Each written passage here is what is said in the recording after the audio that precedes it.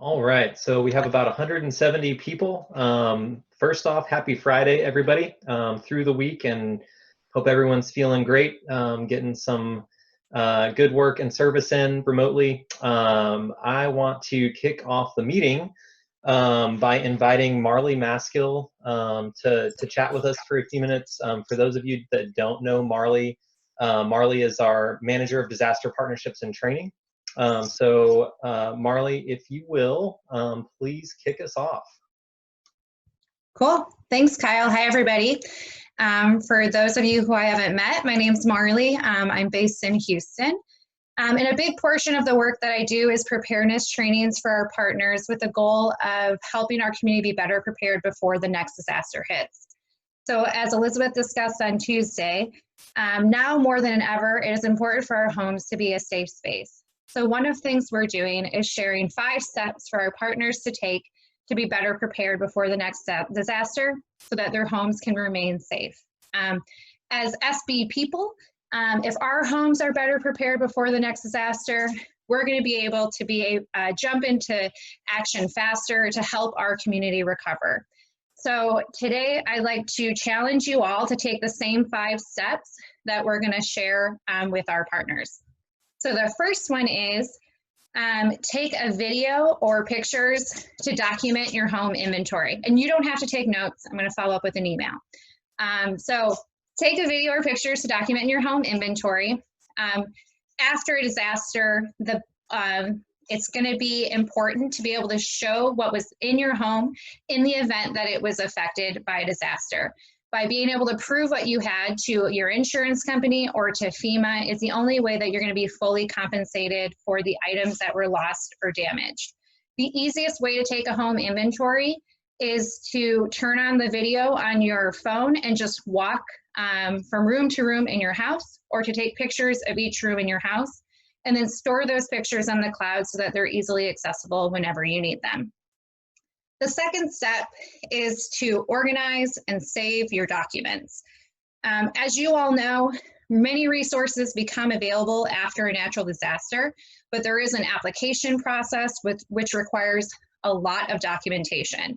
So to be able to apply quickly and avoid any unnecessary delays in your recovery and receiving the resources you need to recover fully, it's important to have your documents kept in a safe and secure place before the disaster hits. In terms of what documents to keep, think about what we ask of our clients. So things like personal IDs, household information, and financial and legal documents. For that one really varies a lot from person to person, but think about what you own, what you owe, and what people owe you, and maintain documentations for each of those. Another thing that can be really useful is medical records and other information for your family members and for your pets. In the situation where you have to evacuate or where medical service could be disrupted in your community because of a disaster, having your records available will mean that you can receive the medication you need and receive continuation of care from wherever you're able to go. So once you have all of these documents organized, the easiest way to save them is to scan them or take a picture and save them on a cloud. And that way it can be easily accessible wherever you find yourself. The next step is to make a written list of important contacts. So as you know, communication during a disaster is especially important, and you don't want to find yourself in a position where you aren't able to be in touch with the people that you want to talk to the most, or be able to talk to the emergency personnel that you need to connect with. So in the event that there are extended communication interruptions, or that your cell phone is lost or broken, or there's a power outage and your cell phone dies, having a written list of these important numbers is the only way to ensure that you're going to have access to these numbers when you need them the most. The next step is to research and obtain flood insurance. Flood insurance is the best resource available to ensure that you'll have sufficient funds to support your recovery after a disaster. When we share this at the preparedness trainings that we offer, we usually hear 2 things in response. So first is that I have homeowners insurance, so I don't need to get flood insurance. And that is not true. Flood insurance is not included in your homeowner's insurance. So if you just have the one policy, look at how you can add on flood insurance to protect your home. The second thing we hear is that flood insurance is too expensive. So while you're at home, take the time to research what flood insurance looks like for your household. Many people are surprised to hear that flood insurance, it averages out to about $3 a day, which is about $800 a year. And also, if you're a renter, it's important to know that renter's insurance or your homeowner's insurance for your landlord does not cover your possessions, even if they have flood insurance. So if your apartment or your rental home floods, you will not have the resources from your landlord to replace those contents if they're damaged. Adding flood insurance to your renter's insurance is usually less than $1 a day, which averages out to about $200 a year. And the fifth step is to take an e-learning course on svpprotects.org. So when you have time in your day, that's a great place to go to learn about additional steps you can take either to physically protect your home inside and out, or how you can share this information with more partners. So that's it, 5 simple steps. I hope that all of you will do those by next Friday. I will follow up after this call with an email with a digital checklist. So once you complete these steps, please complete the checklist to let us know that you have completed these steps. I know that being prepared is incentive enough for all of you, but just as an extra bonus, anyone who completes the checklist by next Friday will be entered into a raffle for a $25 Amazon gift card as well. And then the next thing, just last thing to ask of you all, we are going to be scheduled 10 to 15 minute webinars for our partners to share the same information. So once we have those invitations sent out, please forward them to anybody in your networks or any of your partners who you think could benefit from this information and who could take these steps while they're at home in the upcoming weeks. And that's it. Any questions? Or questions at the end, whatever Kyle says. We could definitely take some questions now. If anybody has questions, please chat them. I'll read them out and then I can have Marley respond. We'll also be taking questions at the end, and Marley's going to stick around. So if anybody thinks of a question, definitely can answer it later on. All right, thank you. Thank you very much, Marley. Really appreciate it.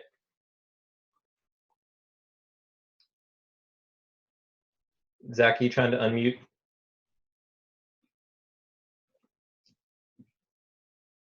It's right here. There we go. Am I muted? Oh, hey. Well, I saw chats. I got so excited for Marley. Marley, great work. Let's just do a little pop quiz. What's the average cost of flood insurance per day? $1. Text it in. What's that? $1. Perfect. How much flood insurance would that, give or take, $1 or $2 a day buy you?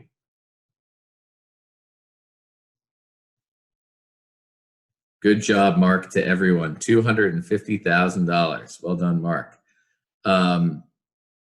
Why is it important to take a video of your stuff? So you're already prepared in the event of a disaster. You can get all your stuff covered by your insurance. This is Nikira, sorry. Excellent, Nikira. And one last question. What was the 5th and final action step that Marley suggested?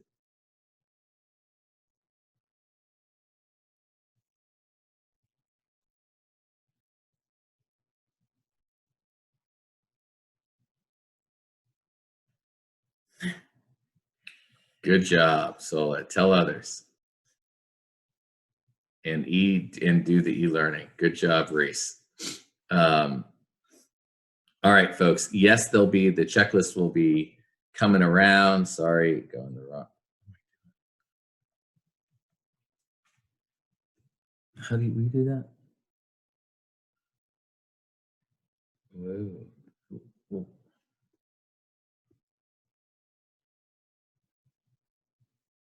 Yeah.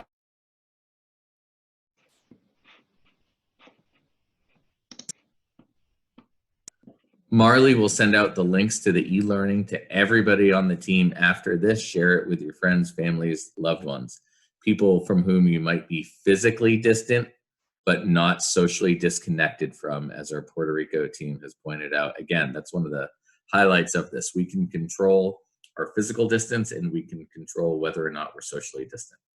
Don't be socially distant, be physically distant. Marley, well done.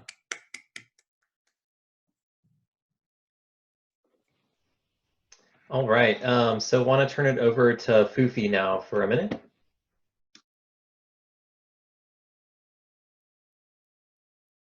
Office. And I wanted to second something that Marley said, well, really all of them, but she said them very eloquently. I would love you guys to submit photos and videos of yourselves taking your steps. We want to then compile them to create videos that we'll use on social and other ways to encourage folks to also prepare while they're physically distancing but not socially distancing. We're going to be launching a social media campaign called Now More Than Ever. Now more than ever, home is more important. Now more than ever, it's time to be prepared. Lots of now more than evers in your future if you follow us on social, which you all should be doing. Anyway, we're going to be doing a big campaign on social around preparedness and making sure people are doing what they need to do before spring storms and the summer storm season. So follow us on social, share your photos and videos with us, make sure you're sharing our posts, and look forward to saying more about Now More Than Ever. Thanks, guys. All right, thank you, Fufi. So want to turn it back over to Zach and Liz for a minute.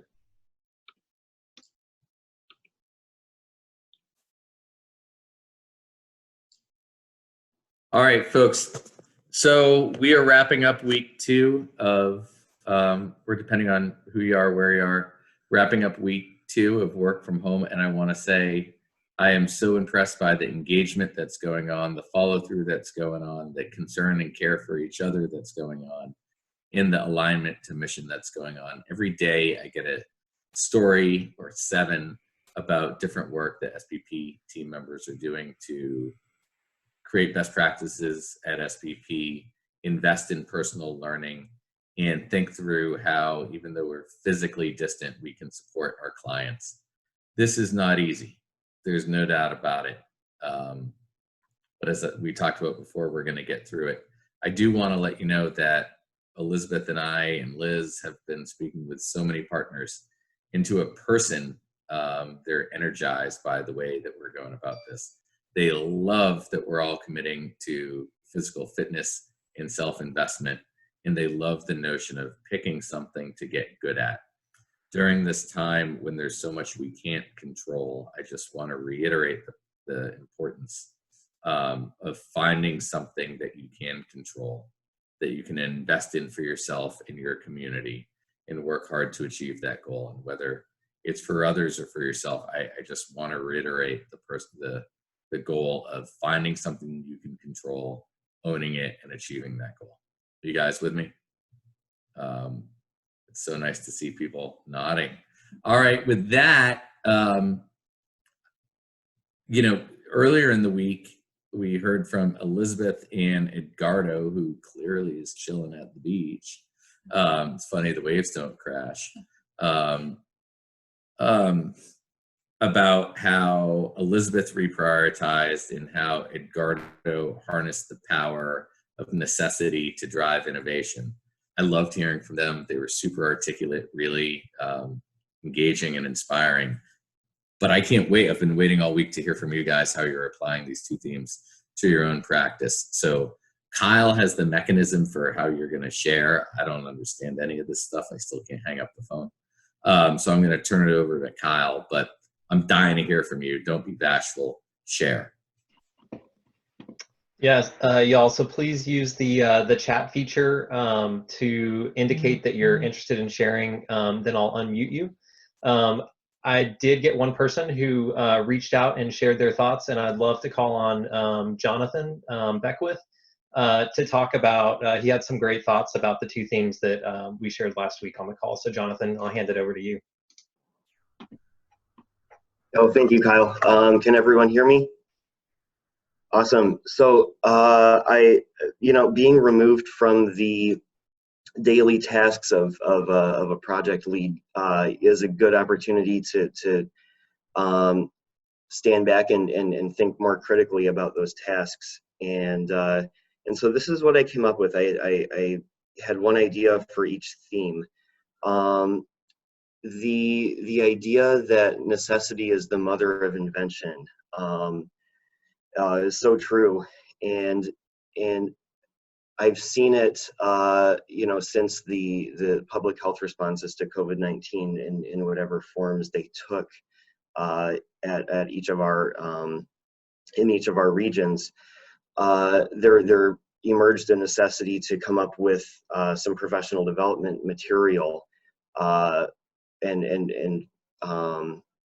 and it actually has been quite good. There's so much, so many beautiful experiences and so much good content that has been part of, at least in the Puerto Rico chapter, that has been part of our experience. And so my thought for the post COVID-19 operations is that we continue some of that. I think there is a place for it. I think there's a role for it to play. More than we do now. I think there's a place for regular professional development. And one reason for that is that so many of us are serving limited terms with AmeriCorps, and so there are so many of the SB people that are rotating in and out, that regular professional development is a way to make sure everyone is prepared for the for the work that we have at our sites. Another reason for that is that there may be themes that emerge in among the sites that we have open, and what better way to equip all of us to do the work or face the challenges that emerge, but to have some professional development directly focused on that. The other theme, how can we increase our strength and efficiency as an organization post COVID-19? There is, well, my thought is has to do with our one of the privileges that we have, which is these fleets of Toyota trucks that we can use to deliver supplies to the project sites. I study GIS, and there is an application in GIS that allows you to plan routes for different things. You could plan routes for like least amount of time. You could plan routes for least distance traveled, and I think on some level that would be so useful for us, because we have, with the privilege of having the fleets of Toyota trucks, comes the responsibility of minimizing wear and tear, minimizing fuel cost, maximizing time management. And so there is so planning routes for the SNL deliveries, I think would enable us to fulfill those responsibilities that we have.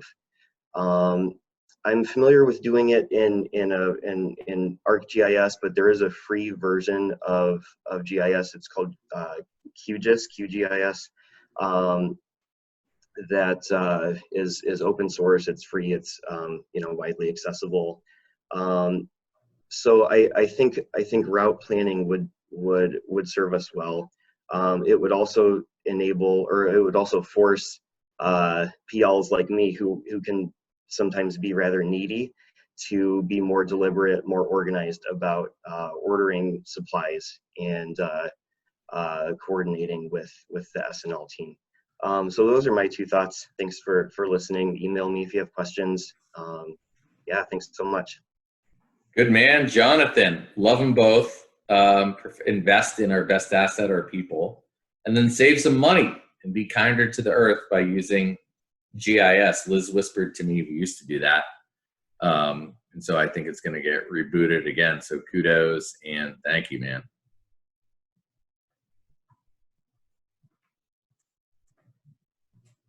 Great job, Jonathan.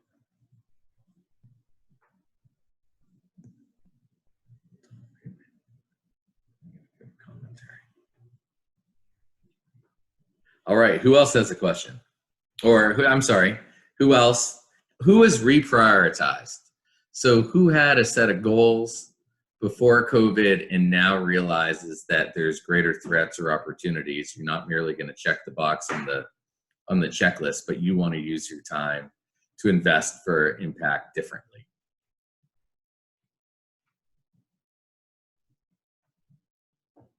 Kyle's going to call on people in this massive version of the Brady Bunch, but people are now hopping on board. Who's Sola? Somebody's logged in, I think, and it just says Sola.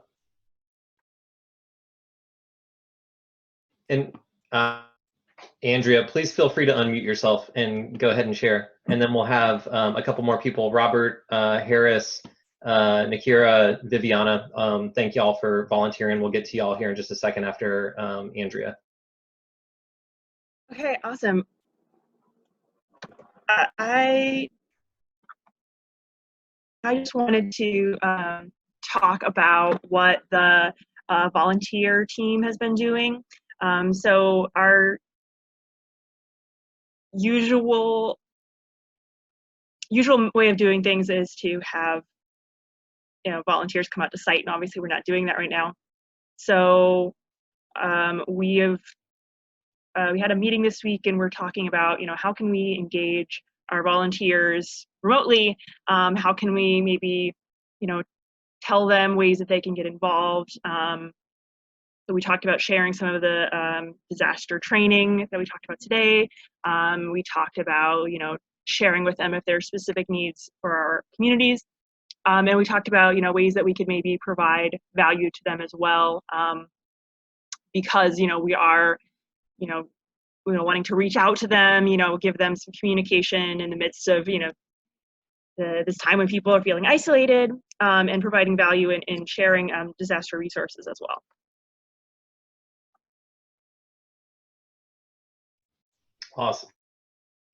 Awesome. Thank you, Andrea. Robert Harris, do you want to go ahead and unmute yourself? Yeah. Hi, everybody. I'm assuming I can hear me, right? Yeah, okay, cool.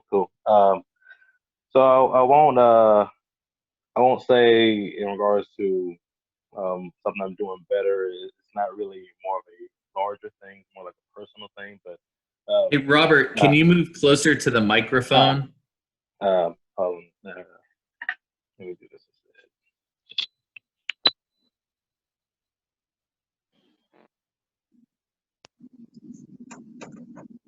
Is that better? Okay. So what I was saying is I realized that, I guess, in the situation, the main thing that a lot of us need to do more is start communicating with each other. And I can never say I've reestablished communications with people that I've lost touch with in a long time. And I've realized a lot of them they're quite depressed and they're panicking. And I've been able to be a shoulder for them. And it made me feel better about myself because, like I said, I haven't talked to these people in, say, 2, 3, probably 5 years. And just to see the light that is brighten up in their face, it made me feel good. Another thing, me and my mother, we've been staying in contact with each other every day around 5 to 6. We've both been working out. And we decided We're used to always being out in the field, especially me and the construction team. Used to always lifting up heavy things, getting onto the ground, but have been doing that. And I realized, okay, well, I'm in my house and there are many workouts I can do. So me and her have been staying with each other, doing about 50 push-ups every day, and it's making us feel good. And we realize that, okay, yeah, we can't really see each other, and yeah, we got to make sure that we keep our distance and make sure that we are staying safe. But doesn't mean we got to just straight up ignore each other. I mean, now more than ever is the time to really talk to each other, since you're not doing anything, and it helps. At least that's how I feel about it. Beautiful. Robert, I don't know if you can see everyone. I don't understand how this works, but there's a lot of clapping and nodding going on. It's beautiful. Let me ask the group a question. Who has done a or several workout pledges with other people, like moms or buddies or anyone, where you commit, in every morning I meditated, I did the Peloton, 7-minute workout. Who else is doing, it says my internet is unstable. Who else is doing things like that? Let's just see some thumbs up if you're doing it. Kyle's doing it. Tommy's doing it. Reese is doing it. Jody's doing it. Dell is doing it. Hold on. I feel like a Peloton instructor. Dulcie's finally nodding. Andy is nodding. Edgardo is nodding. Mike is nodding. Christian's nodding. Clea's nodding. This is 5,000 rides from Mark Smith. Becca's nodding. So this is Mike Sullivan's nodding on his 50th ride. Congratulations. So this is, I'm losing control. This is stuff that we can all do. And I encourage you, if anyone wants to start an email WhatsApp list about this, or text chain where we report our workouts, I think it would be a super cool thing to do around workout or yoga or meditation. So I'll leave it to someone tech savvy who can set that up, but I strongly encourage it.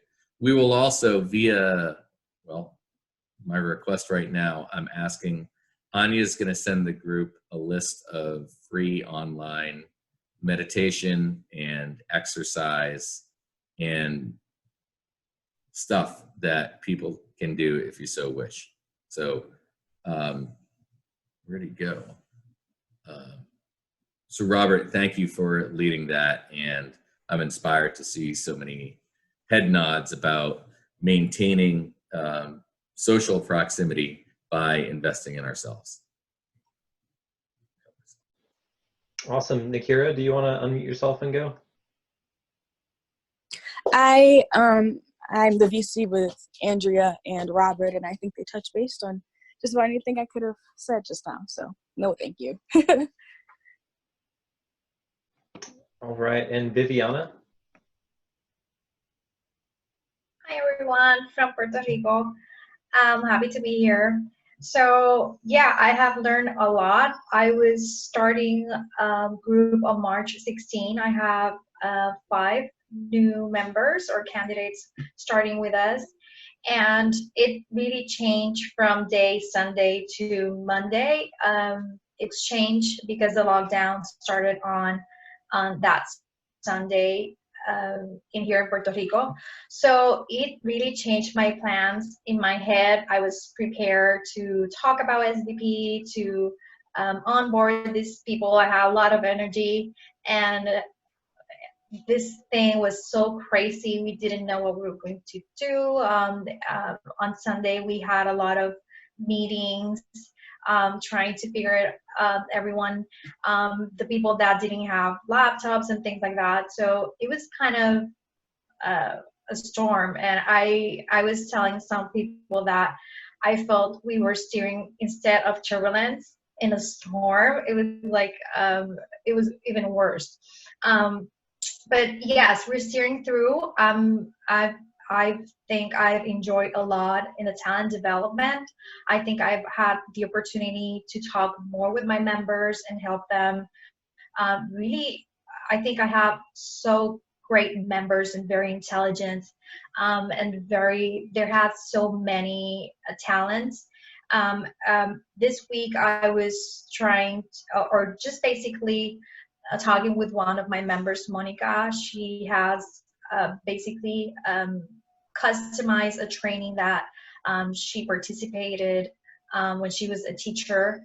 And oh my goodness, today we did an orientation on who wanted to do that orientation and that training, and everyone wanted to do it. It just even caused emotional feelings, and it was so great that although we have to postpone other things, we are really taking advantage of this time, and it has been amazing. I have to say my team is amazing. The managers are great. And of course, the support of SVP National has been amazing. So thank you.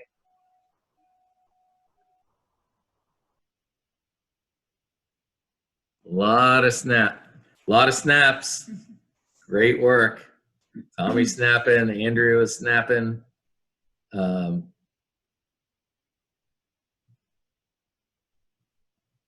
Who else? Who else has reprioritized? Has said, you know what? There's opportunity for me to drive impact. I have got to think of these things. Reese May, what are you thinking? I'm going to call you out, and that gives other people time to think and speak out. Who's reprioritized after Reese? Reese. Yeah, so I definitely had to reprioritize some things. In the last 10 days, my family and I left vacation and went back to New York. My wife had to have an eye surgery in Manhattan. While all of this was sort of spilling out of the bucket, I had some time-sensitive items on my plate regarding some of SBP's work in West Virginia and in Missouri. And thanks to the support of the SBP leadership team and my team on the DRRL side, I was able to raise my hand and say, hey, everybody, right now, my family needs to take priority. My wife and I have a 15-month-old son. We lost childcare because of COVID.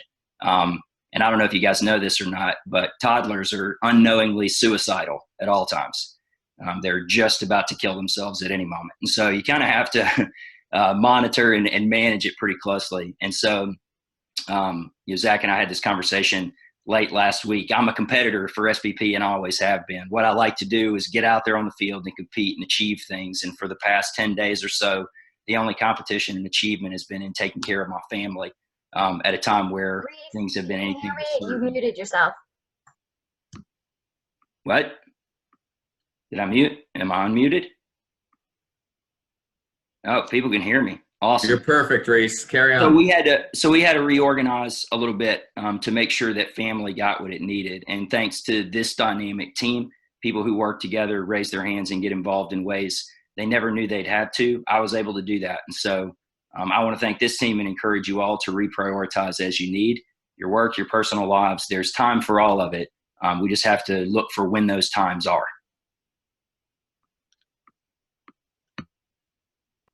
Great, and Reese, I'm gonna keep on you. Sorry, buddy, if I can.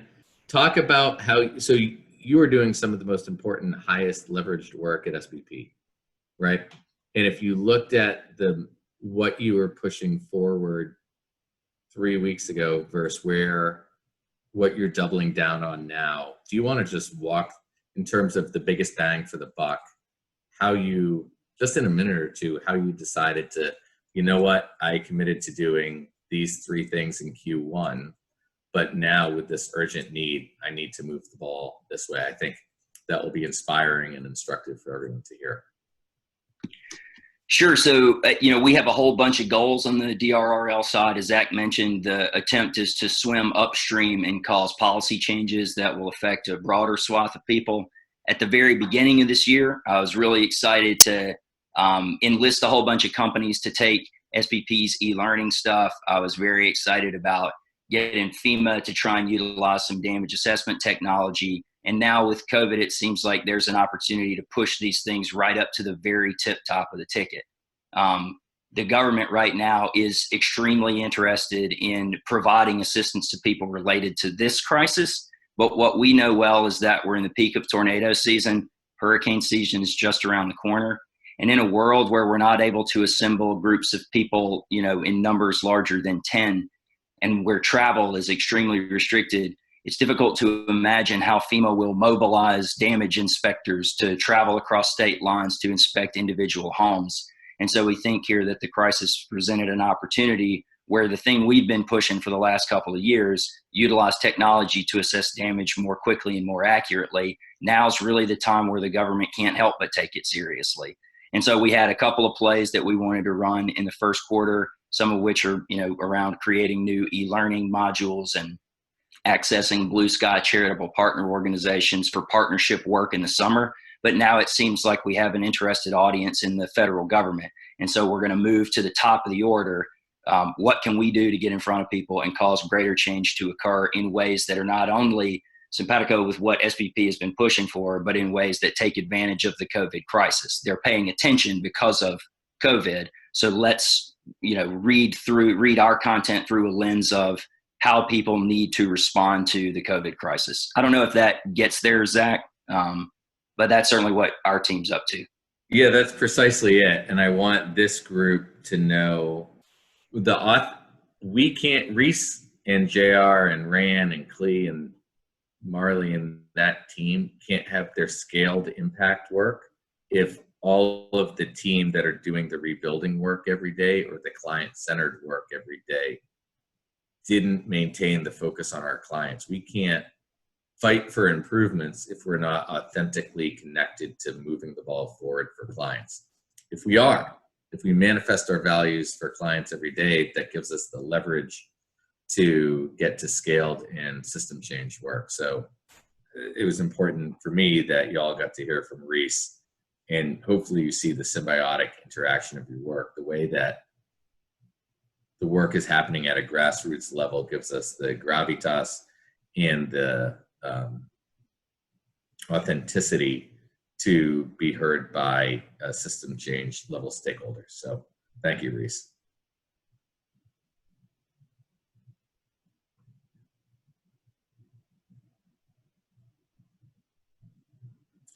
Kyle, did you want to call on Vivi, or who was it? Was it? We got Dulcie, Giovanna, and Dara. So Dulcie, do you want to go ahead? I can. Hi, guys. I'm going to speak briefly about this, coming out of this with some more efficiencies, and I might steal the thunder of some folks in New Orleans if they were going to speak up. So sorry if I'm stealing some thunder. But our AmeriCorps team this past week, I think the bulk of them, led by a few specifically, so I'm not going to call out any names, but spent some time thinking about re-engaging or starting, because it hasn't been in existence in New Orleans in quite a while, a sustainability committee. And so they spent a lot of time, and they presented today some very, some of them were very creative, would take a lot of time and energy to get to, but possible. And then also some very attainable and reachable practices that we can put into place, not only in the field, but also in the office, in the warehouse, as we're thinking about becoming more sustainable in our work.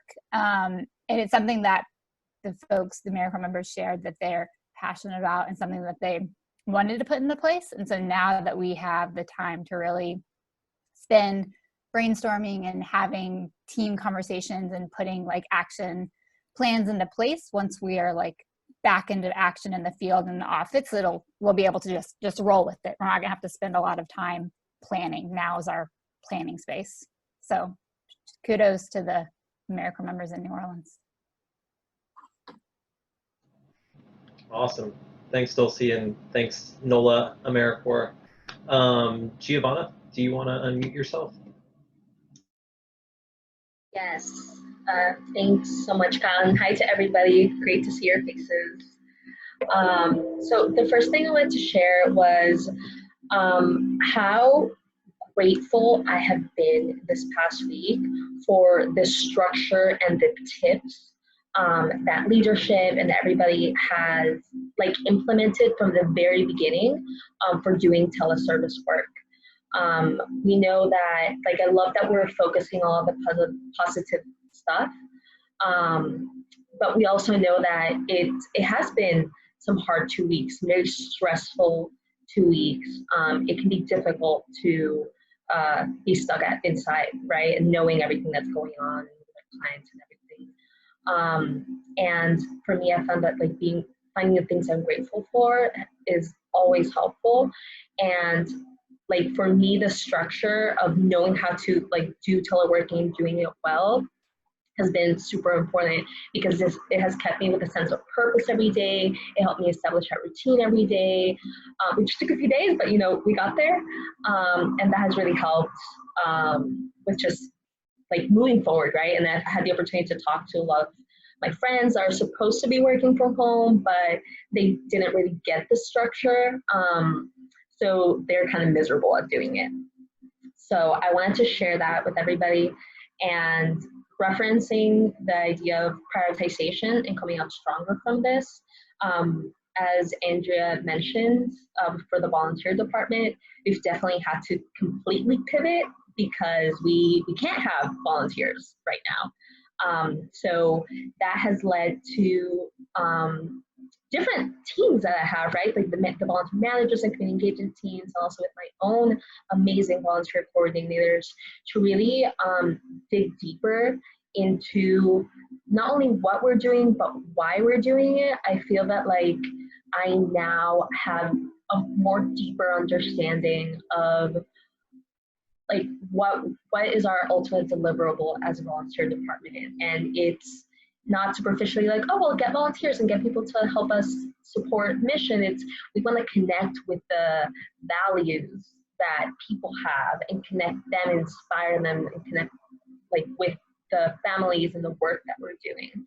I think a lot of that came from, especially today, the training that Monica gave. Another shout out to Monica from the Puerto Rico team for life maps. And it's just been really amazing to have that opportunity, again, being grateful in the situation that we're in, to like look inside, look at our processes, look at the why and the how. So I feel that that has brought us to new goals and also will lead us to be a stronger department at the end of this, or what, when we get back to work.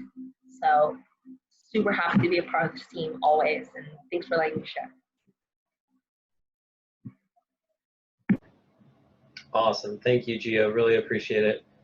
The next person, and I think maybe the last unless anybody else speaks up, Dara, would you like to unmute yourself?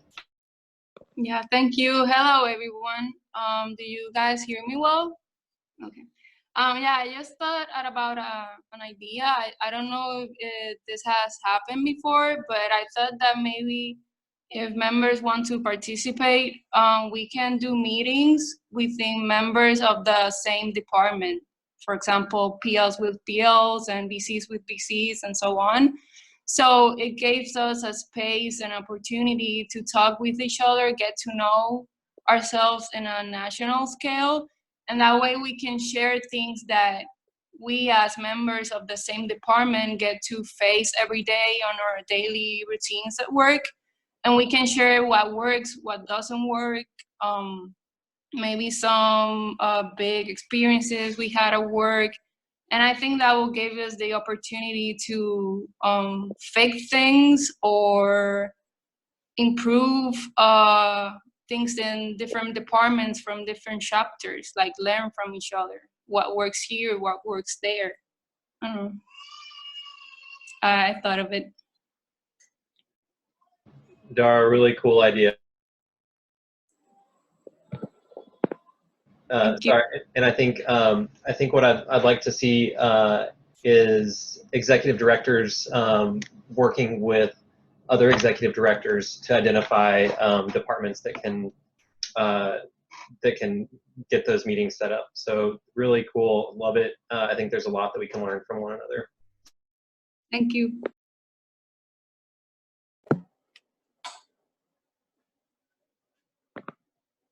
And I think with that, I don't see any more folks who, if anybody else wants to speak, please shoot your name in the chats, or else we'll move on to wrap up.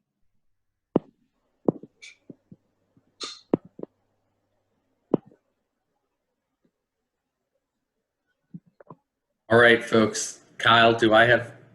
Yep. I'm unmuted. So for folks heading into the weekend, in some ways, they can be more challenging because there's less structure. I really encourage everyone to do what science tells us. There is elevated cortisol, which is stress, which is not good for us. We can clear it by doing a number of things, by being connected to people, by meditating, by sweating. I think this is a wonderful opportunity. I want to repeat again during the weekend to understand what we can control, and we can control A, how we react to things, and B, our pursuit of certain goals. And so it may be that at the next one of these, I might call on a couple people or give people an opportunity to talk about just a goal that you've set. It can be personal, that you're going to control. I think we are all in this together. There's immeasurable beauty happening every day that's tied to both necessity and human capacity. While we are prevented from physically being together, the connection that we have and the love for each other and humanity is just going to bubble out another way. And I look forward to seeing that. But on this weekend, when there's less structure, I really encourage you to exercise, meditate, pray, connect with other people, and figure out some good things that you can control, and do things you want to do. I'll just give you one story. I was sharing this with a leader in a big company, and he said, yeah, Zach, I'm going to clean my home desk this weekend. And I said, John, when's the last time you cleaned your desk at home? Oh, it's been months. I said, does it bring you joy? He said, no. I said, why don't you pick a goal that's going to bring you joy? So this is not the time, from my respectful position, to pick goals that you really don't want to do unless it's going to make you physically better. Pick a goal that's going to lead to curiosity. Pick a goal that's going to bring to joy. Pick a goal that's going to lead you to a new skill. There's enough tough stuff going on. So take it easy on yourselves here. Does that make sense, folks? So we can all do it. We'll be in touch again very shortly. And I look forward. Spanish classes. That's a great idea. Yes. So let us process some of these things, and you all take care of yourselves and take care of others and make really good decisions. Okay? All right. Thanks all. I'm going to shut the computer.